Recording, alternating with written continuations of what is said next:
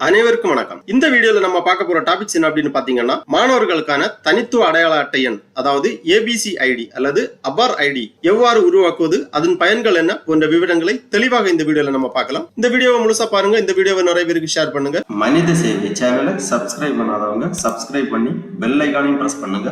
தேசிய கல்விக் கொள்கையின் ஒரு பகுதியாக நாடு முழுவதும் உள்ள பள்ளி மாணவர்களுக்கு நிரந்தர கல்வி கணக்கு அடையாள எண், அதாவது ஏபிசி ஐடி அல்லது அபார் ஐடி உருவாக்கப்பட்டுள்ளது. தானியங்கி நிரந்தர கல்வி கணக்கு பதிவு, அதாவது ஆட்டோமேட்டட் பெர்மனன்ட் அகாடமிக் அக்கவுண்ட் ரிஜிஸ்டரி, இதுதான் அபார் APAAR என்ற பெயரிலான இந்த அடையாள அட்டை எண் மாணவர்களின் கல்வி பயணங்களை கண்காணிக்கும் வாழ்நாள் அடையாளமாக இருக்கும் என்று கூறப்படுகிறது. ஆதார் போலவே 12 இலக்க எண்களை கொண்டு மாணவர்களுக்கான அடையாள சான்றாக அபார் இருக்கும் எனவும், ஆனால் எந்த வகையிலும் ஆதாருக்கு மாற்றாக இல்லை என்றும் தெரிவிக்கப்பட்டுள்ளது. ஆரம்ப கல்வியில் இருந்து உயர்கல்வி முடியும் வரை மாணவர்கள் ஒவ்வொரு வகுப்பிலும் பெறும் மதிப்பெண்கள், தேர்வு முடிவுகள் தொடர்பான விவரங்கள், விளையாட்டு போட்டிகளில் புரிந்த சாதனைகள் என அனைத்து விவரங்களும் அபாரில் பதிவாகிவிடும். இந்த தனி அடையாள எண்ணில் மாணவர்களின் உயரம், எடை, இரத்த வகை உள்ளிட்ட மருத்துவ தரவுகளும் இடம்பெற்றிருக்கும். பெற்றோர்களின் ஒப்புதலுடன் ஒவ்வொரு மாணவரின் ஆதார் எண் அடிப்படையில் மாணவர்களின் தனி அடையாள எண் கல்வி அமைச்சகத்தால் உருவாக்கப்படும். இதன் மூலம் கல்வி இடைநின்ற மாணவர்களை கண்டுபிடிக்கவும், ஒரு மாணவன் மற்றொரு பள்ளிக்கு மாறுவது என்பது எளிதாகவும் இருக்கும் என்றும் குறிப்பிடப்பட்டுள்ளது.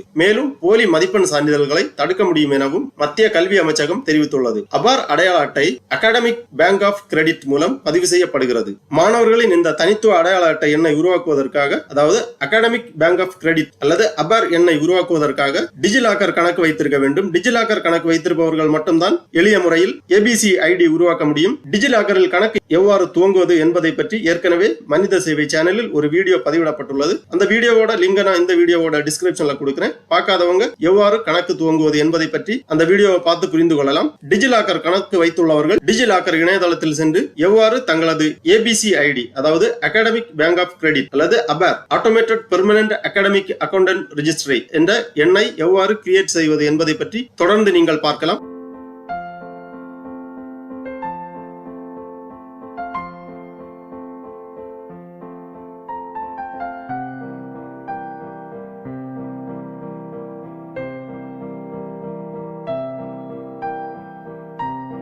ஏபிசி ஐடி கிரியேட் பண்ணுவதற்காக டிஜிலாக்கரில் அக்கவுண்ட் வைத்திருப்பவர்கள் டிஜிலாக்கரில் கணக்கை ஓபன் செய்து இந்த மெனுவிலேயே சர்ச் டாக்குமெண்ட் அப்படிங்கிற ஒரு ஆப்ஷன் இருக்கு. இதை நீங்க கிளிக் பண்ணீங்கன்னா இதுல சர்ச் பண்ணிக்கோங்க ஏபிசி ஐடி என்டர் பண்ணி இந்த சர்ச் பட்டனை கிளிக் பண்ணீங்கன்னா இங்க வரும் அகாடமிக் பேங்க் ஆஃப் கிரெடிட்ஸ். இந்த ஆப்ஷனை நீங்க கிளிக் பண்ணிக்கோங்க. உடனே இந்த மாதிரி அபார் ஐடி அப்படிங்கிற ஒரு ஐக்கான் வரும். இதுல கிளிக் பண்ணிக்கோங்க. உடனே அபார் ஐடி அல்லது ஏபிசி ஐடி இரண்டுமே ஒண்ணுதான். இந்த மாதிரி உங்க டீடைல்ஸ் எல்லாமே வரும். Get your document by entering the required details அந்த மாதிரி கொடுத்திருப்பாங்க.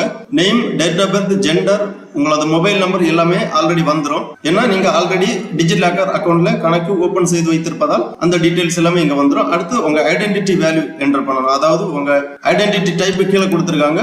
Roll number, registration number, enrolment number, new admission அல்லது நான் அந்த மாதிரி கொடுத்திருக்காங்க.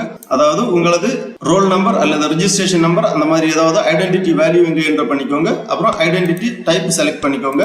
அப்புறமா அட்மிஷன் இயர், எந்த இயர்ல நீங்க அட்மிஷன் பெற்றீங்களோ அந்த இயரை இங்க செலக்ட் பண்ணிக்கோங்க. அப்புறமா I am a student at அந்த மாதிரி கொடுத்திருக்காங்க. I am a student at board of secondary education. இதுல நிறைய ஆப்ஷன்ஸ் இருக்கு. உங்க போர்ட் ஆஃப் எஜுகேஷனை செலக்ட் பண்ணி ஓகே பண்ணிக்கோங்க. அதன் பிறகு இந்த செக் பாக்ஸ்ல டிக் பண்ணி கெட் டாக்குமெண்ட் கொடுத்தீங்கன்னா உங்களது அபார் ஐடி அல்லது ஏபிசி ஐடி திரையில் தோன்றும். அதை நீங்க சேவ் பண்ணி வச்சுக்கலாம் PDF ஃபார்மேட்ல. அந்த நம்பரை நோட் பண்ணி வச்சுக்கோங்க. அதுதான் உங்களோட ஏபிசி ஐடி. இவ்வாறு மாணவர்கள் கண்டிப்பாக உங்களது அபார் ஐடி அல்லது ஏபிசி ஐடி கிரியேட் செய்து வைத்துக் கொள்ள வேண்டும். ஏனென்றால் டிஸ்டன்ஸ் எஜுகேஷன் மற்றும் பிற கல்வி நிலையங்களில் கல்வி பயில்வதற்கு ஏபிசி ஐடி நிச்சயமாக தேவை. ஆகவே மாணவர்கள் டிஜிலாக்கர் அக்கௌண்டில் ஒரு கணக்கு துவங்கி உங்களது அபார் ஐடி அல்லது ஏபிசி ஐடியை கிரியேட் செய்து வைத்துக் கொள்ளுங்கள். இவ்வாறு டிஜிலாக்கர் வழியாக எளிய முறையில் உங்களது ஏபிசி ஐடியை நீங்கள் கிரியேட் செய்யலாம். ஓகே நண்பர்களே, இந்த வீடியோ உங்களுக்கு உபயோகமா இருந்துச்சுன்னா லைக் பண்ணுங்க, ஷேர் பண்ணுங்க. மனித சேவை சேனலை சப்ஸ்கிரைப் பண்ணாதவங்க சப்ஸ்கிரைப் பண்ணி பெல் ஐகானை பிரஸ் பண்ணுங்க. அனைவருக்கும் நன்றி, வணக்கம்.